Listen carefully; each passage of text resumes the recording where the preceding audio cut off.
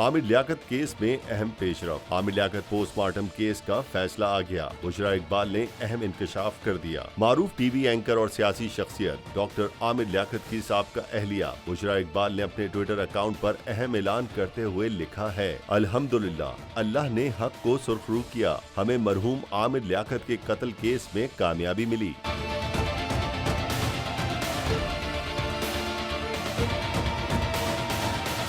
मुअज़्ज़िज़ अदालत ने नजरसानी की इजाजत देते हुए मजिस्ट्रेट के हुक्म को कलअदम करार दे दिया। अदालत ने फैसला दिया कि आमिर लियाकत का पोस्टमार्टम नहीं किया जाएगा। बुशरा इकबाल ने अपने ट्वीट में मजीद लिखा है कि इससे मुतालिक तफसीलात जल्द शेयर करेंगे। अल्लाह करीम है। वाज़ेह रहे कि डॉक्टर आमिर लियाकत की अहलिया दानिया ने डॉक्टर आमिर लियाकत के पोस्टमार्टम के लिए अदालत में दरख्वास्त दायर की थी।